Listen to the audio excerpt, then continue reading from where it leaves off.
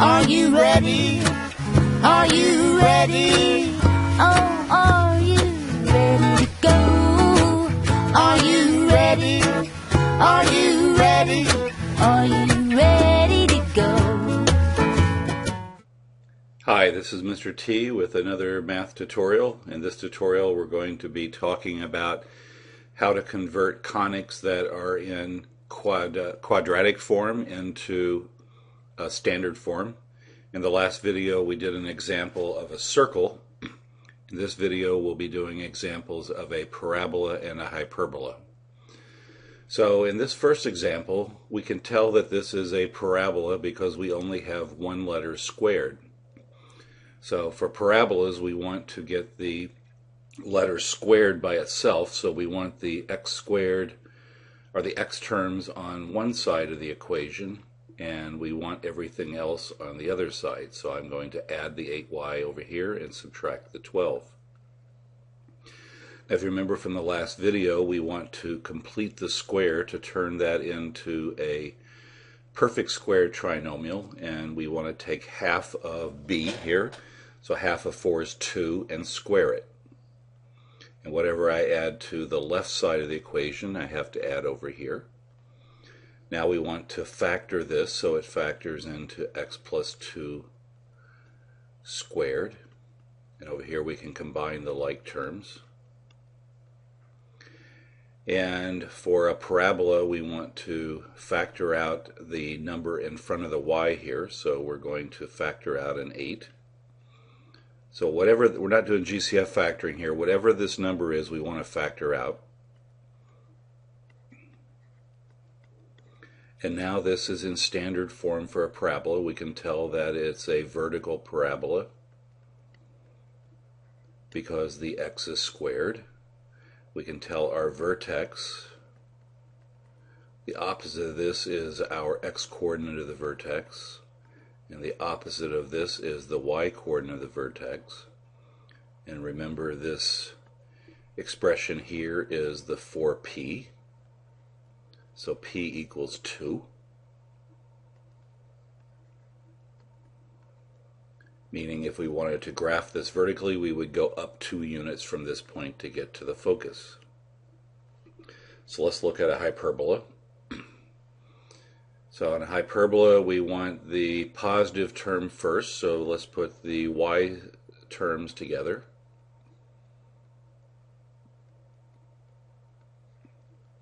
And then the x terms.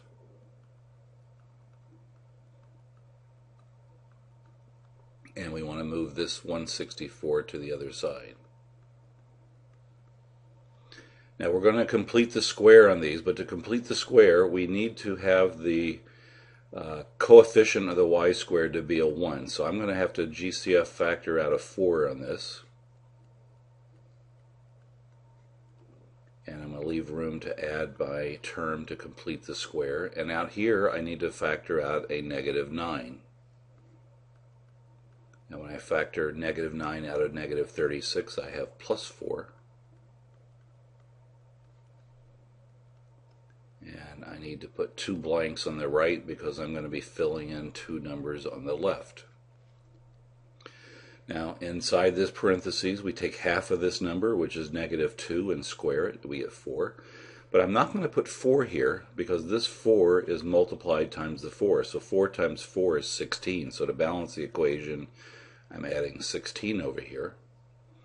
Here I take half of that 4, which would be 2, and square it. So again a 4 there. But what I've added over here is negative 9 times 4, or negative 36. So now I can factor that in as a perfect square trinomial and factor the x trinomial. And then when we add over here we get 144. Now since this is an ellipse, because we have 2 terms squared and opposite signs, we want to make it equal to 1.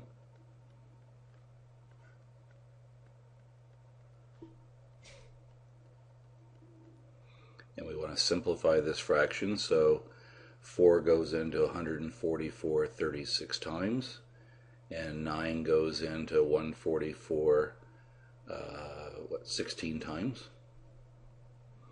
So our standard form for this would be y minus 2 squared over 36 minus x plus 2 squared over 16 equals 1. So again, this was a hyperbola. The y term is positive, so it's vertical.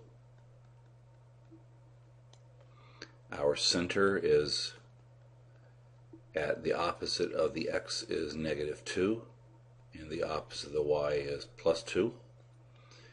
Our a is the square root of that number, so a is 6, and our b is square root of that would be 4. And to find c, to get to the focus, c squared equals a squared plus b squared. So c squared equals, that's going to be 52. And c would be the square root of 52, which is 4. That breaks into 4 times 13, so 2 radical 13 is exact value. And again, from this point, since it's vertical, we would be going up and down 6 units to get to the vertex. We would be going right and left 4 units to form our box, our asymptotes, etc. So the key thing is on this problem, if you have a number in front of the x squared or the y squared, before you complete the square, you've got to factor out that number. We did that back when we were in the chapter on quadratics. And then when we add to this other side, we've got to remember to take the number that we added to complete the square and multiply it by any number out here. So good luck with converting these quadratic conics into standard form. Are you ready? Are you ready? Oh, are you ready to go? Are you ready? Are you ready? Are you